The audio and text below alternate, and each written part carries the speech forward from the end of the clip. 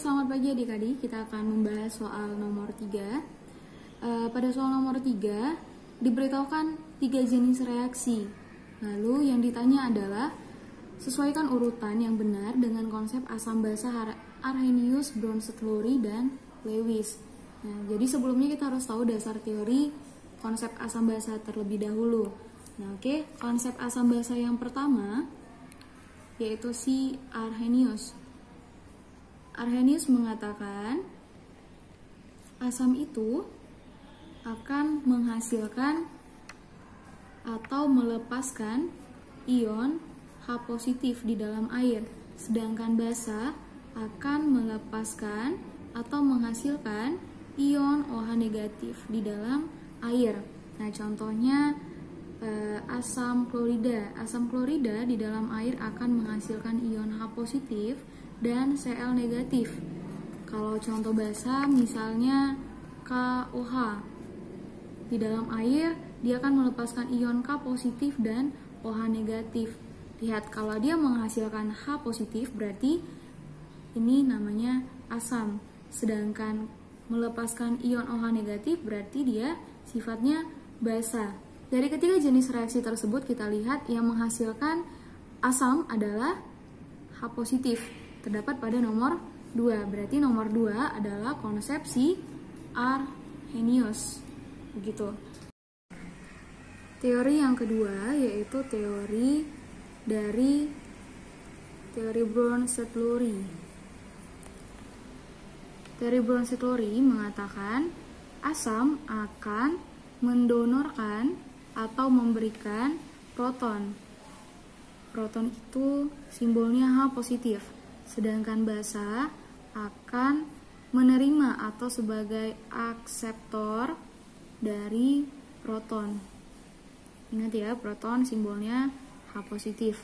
Nah, contohnya CH3COO- direaksikan dengan air atau H2O akan berkesetimbangan menghasilkan CH3COOH tambah OH-.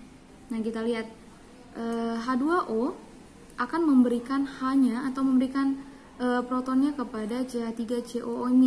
Karena dia memberikan H-nya, maka H2O akan disebut sebagai asam. Sedangkan yang menerima si CH3COO-nya akan bertindak sebagai basa.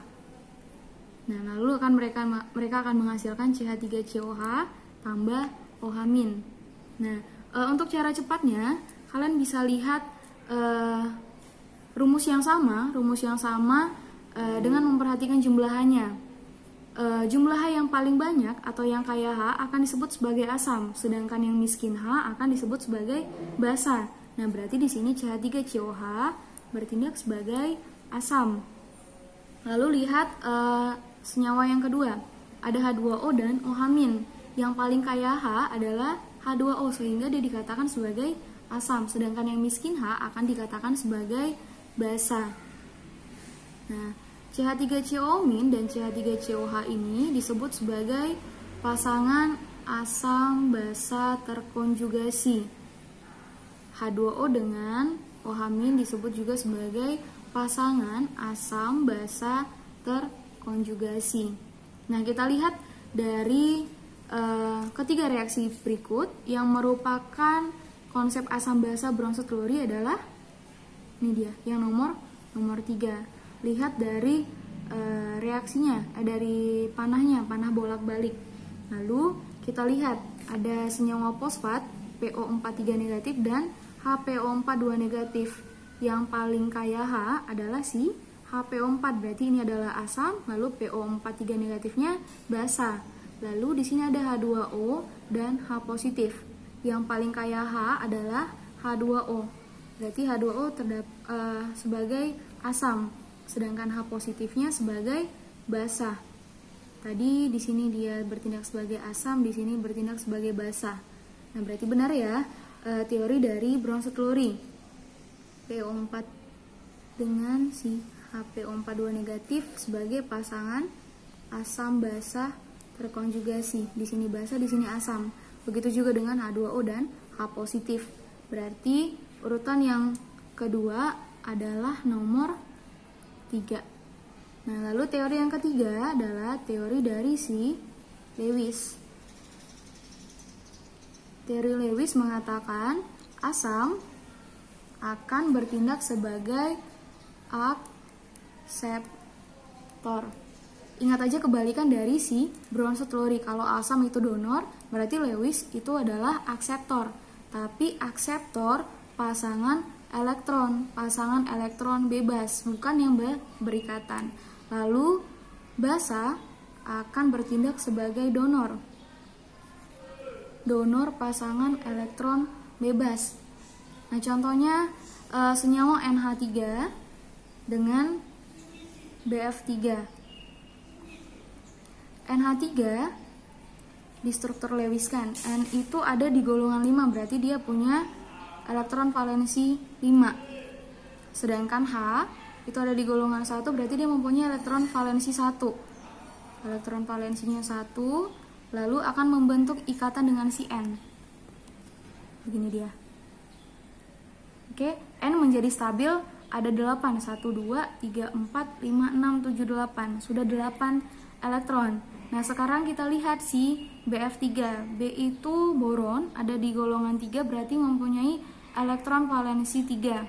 Sedangkan F ada di golongan 7, berarti elektron valensinya 7. 1, 2, 3, 4, 5, 6, 7. Begitu seterusnya sampai F-nya ada 3. Nah, lalu fluor akan berikatan dengan si boron. F sudah stabil, tadinya 7 ditambah dari boron 1 menjadi 8. F-nya sudah stabil, sekarang kita lihat si B-nya. B-nya elektronnya ada 1, 2, 3, 4, 5, 6. Nah, supaya stabil dia membutuhkan 2 elektron lagi.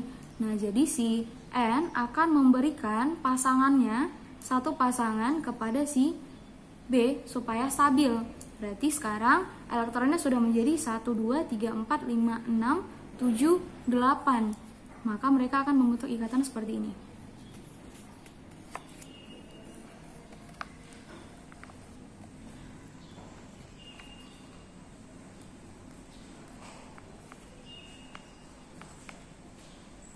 Kalau di ikatan kovalen koordinasi, pasangan elektron bebas yang diberikan akan dilambangkan seperti panah.